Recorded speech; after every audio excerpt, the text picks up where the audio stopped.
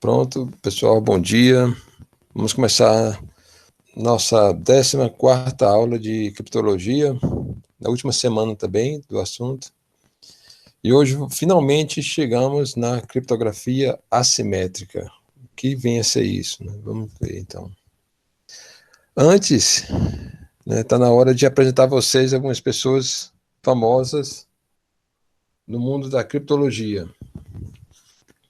Quem são essas pessoas? Vocês já devem ter visto em algum canto, não? Talvez. Alice, o Bob e a Eva.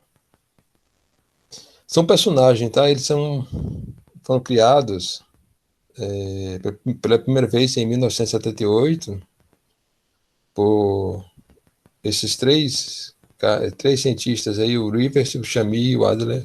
São os três criadores do RSA, tá? E o objetivo de criar esses personagens é para facilitar a explicação, né? O objetivo é tornar as explicações mais claras. Então, em vez de ficar repetindo a pessoa A, manda para a pessoa B, sabe? Ficar essas coisas meio genéricas. Então, a gente usa assim agora. Alice manda mensagem para Bob, tá? Mas a questão mais é ordem alfabética. Se precisar de outros personagens, então aí você pode usar. Em inglês, eles usam o Charles, a Carol, tá? O David. Então você usa vários personagens, o quanto você precisar. Agora, a Eva, então, ela é a malvada da história, tá? Ela é atacante. E o nome em inglês é Eve, que vem da palavra eavesdropper, né? Que é bisbilhoteiro ou bisbilhoteira. Tá? Então é isso. Então a Eva, ela é a malvada da história. Lembra desse modelo convencional, né? Criptografia simétrica. A chave de um lado da comunicação é a mesma chave do outro lado da comunicação. E para obter essa simetria, é preciso ter um canal seguro. Tá? Então, você tem um canal inseguro por onde, onde a mensagem transita, né? As mensagens, é um canal inseguro, que está sob a vigilância aqui do atacante. Mas esse canal aqui tem que ser seguro, tá? Para transportar as chaves. E nesse modelo convencional, esse canal seguro sempre foi o problema. Tá? Porque aqui é que havia interceptações, sabe assim, vazamentos. Sempre foi muito problemático criar esse canal seguro. Ainda mais numa situação, por exemplo, de guerra, onde você tem vários grupos para poder se comunicar. Então, era muito problemático. E aí, no século XX, surgiu a seguinte dúvida. É possível que Alice e Bob se comuniquem sem que um saiba a chave secreta do outro? Bom, é um problema interessante, que evitaria criar esse canal seguro. Esse problema ele foi considerado como o santo grau da criptologia. Por muito tempo ele foi pensado, foi discutido e como resolver esse problema de comunicação. Depois de muitas tentativas, esse problema foi considerado como sem solução. E aí, as pessoas deixaram de se preocupar. Somente os tolos ainda insistiam no problema. Mas aí que tá, teve alguns tolos, entre aspas, que realmente avançaram nessa questão. Principalmente esses tolos aí, entre aspas, esses três aí, o Ralph Merkel, que é esse cara aqui de óculos, o Martin Hellman e o Whitfield Diffie. O que aconteceu? A pressão era tão grande porque no mundo acadêmico, se você está pensando num problema, você tem que render artigos, tem que render pesquisas. Se você vai ficar preocupado com um problema que não tem solução, é ruim para você. Se na sua carreira você perde tempo com alguma coisa que é considerada impossível. Então, houve uma pressão tão grande, então o Ralph Merkel ele desistiu, no meio do caminho ele desistiu e esses dois continuaram. O que aconteceu? Eles conseguiram avançar bastante. Então, aí a foto deles hoje, né? O Diffie e o Hellman. Em 1976, a dupla, né, a DH, né, Diffie-Hellman, a dupla publicou o famoso artigo New Directions in Cryptography, né, Novos Rumos na Criptografia. Esse artigo ele é fenomenal, tá? Muito bom. Eu recomendo, você tem na internet, você pode baixar e ler. Ele começa com uma frase bem já marcante, que diz: nós estamos à beira de uma revolução na criptografia. E realmente eles estavam. Isso não foi exagero, não. O artigo, ele apresenta três problemas: a troca de chaves, a criptografia assimétrica e a assinatura digital. Então, essa semana, nós vamos ver esses três problemas, ok? Nós vamos ver hoje a troca de chaves. Na quarta-feira, vamos ver a criptografia assimétrica. E na sexta-feira, a assinatura digital. Então, o que aconteceu? Essa dupla, ela não conseguiu resolver os três problemas. Eles só conseguiram resolver o primeiro, que é a troca de chaves. Mas mesmo assim, isso não importa. Eles têm todo o mérito porque eles quebraram o paradigma. Eles mostraram que é possível. Quanto aos outros dois problemas, né, eles não conseguiram abrir a porta, mas o importante é que eles mostraram qual é a certa, qual é o caminho que tem que seguir. Então, sobrou para os pesquisadores, então, tentar abrir essa porta que estava ainda fechada para os outros dois problemas. Mas vamos lá, vamos voltar para o nosso modelo convencional. Então, o que eles conseguiram fazer, o problema da troca de chaves, foi criar esse canal seguro, tá? Sem precisar de terceiros. Okay? E vamos ver como eles conseguiram fazer isso. Então, apresento agora então a vocês, né, o algoritmo de Diffie-Hellman. Vamos lá. Alice e Bob, eles vão combinar alguns valores, tá? E isso é público. Eles podem combinar até pelo jornal, se quiser. Tá? Eles pegam um primo P, tá? E um gerador na aritmética mod P. Tá? Tamanho primo. Lembra? Tamanho primo, isso é um corpo. Então, não tem problema. Dá para fazer os cálculos aqui na boa. Todos os valores vão ter os seus invertíveis, né? Com exceção do zero. E esse gerador pode ser qualquer um. Não importa qual gerador. Alice, então, escolhe um elemento, que vai ser o A. Isso é secreto, ela não fala para ninguém. Tá? Isso ela não publica. E o Bob escolhe também um elemento lá, que é o B. Né? A Alice escolhe A e o Bob escolhe o B, dentro dessa aritmética aí. O que é que a Alice faz? A Alice calcula G elevado a A, mod P, e envia para Bob.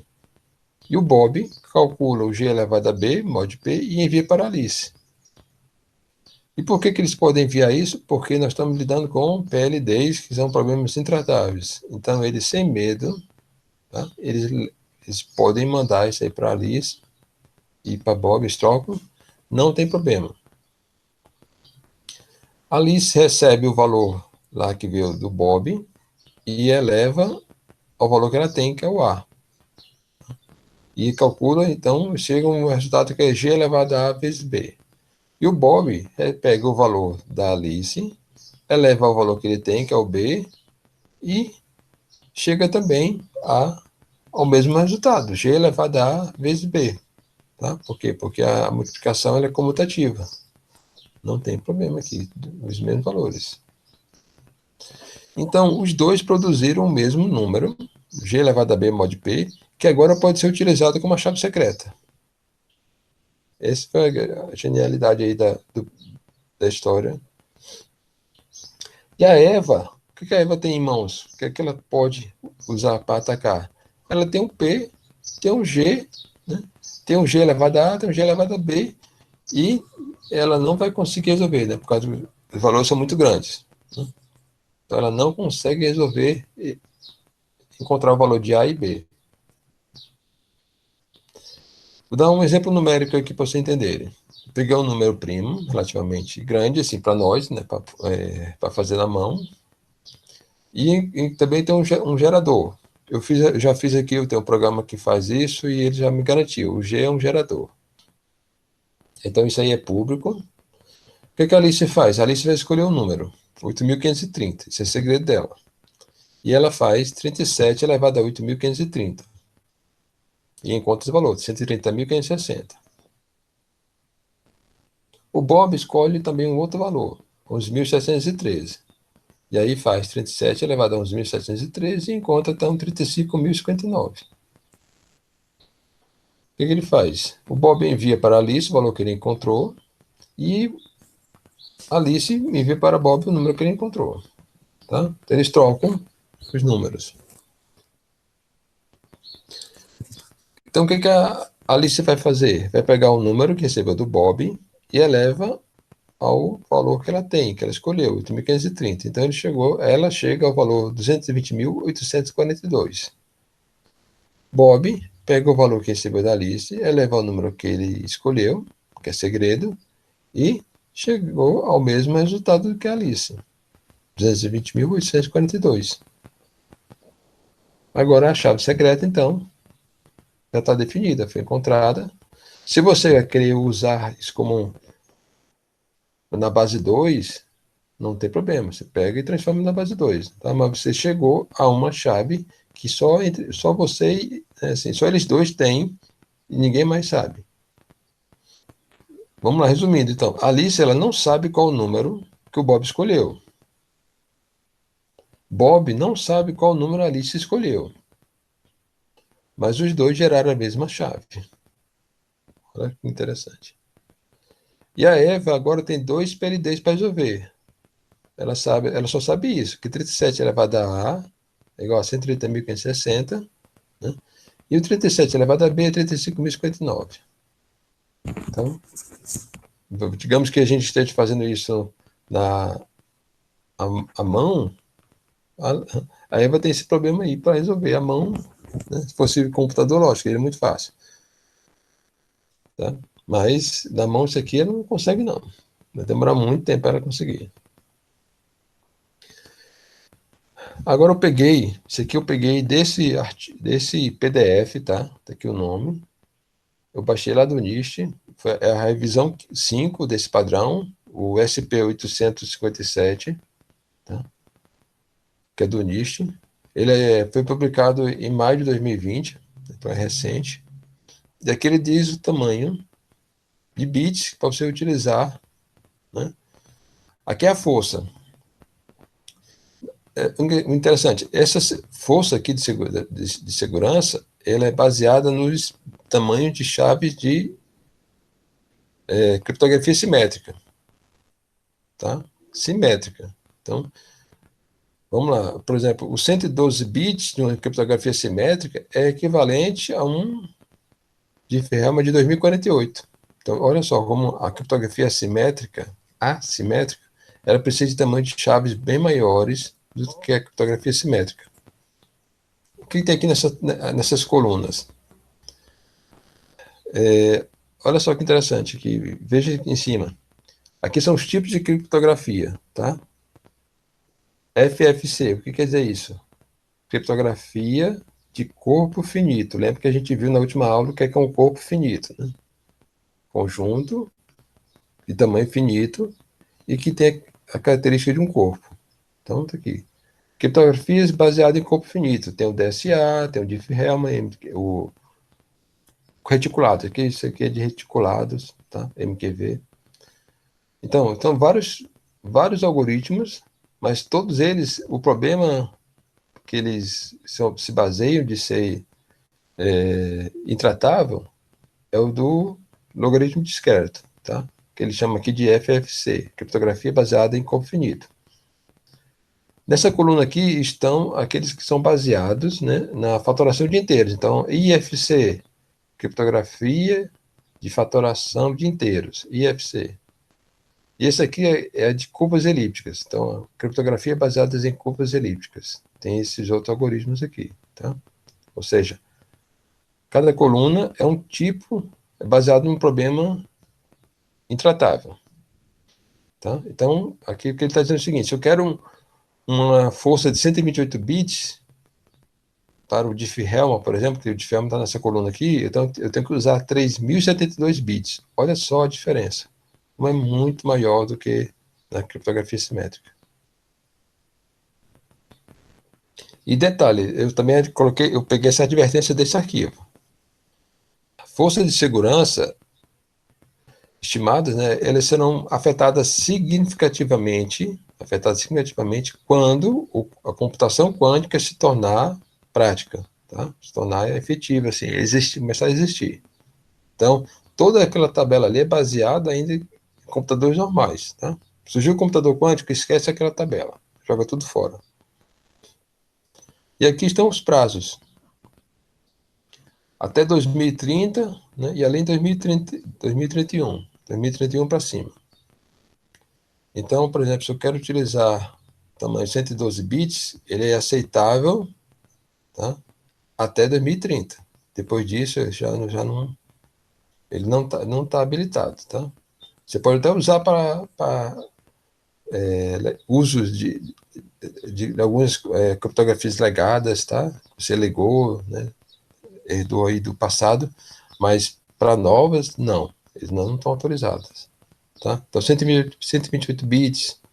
Então, tá aceitável ainda, até para depois de 2031. Essa tabela vai mudando. Então, de 3 e 4 anos, isso pode haver diferença nesses valores. Ok? Chegamos ao final da aula, tá? É isso aí, é uma nova etapa aí no estudo de vocês, que agora estamos realmente lidando com a criptografia mais moderna, a criptografia assimétrica. Essa é a revolução do século XX, tá? Como eu falei, olha só, 76, 77 é coisas da minha idade, praticamente. E que agora, com a matemática que vocês já adquiriram nas listas, fica mais fácil. Bom descanso para vocês, espero que tenham gostado da aula.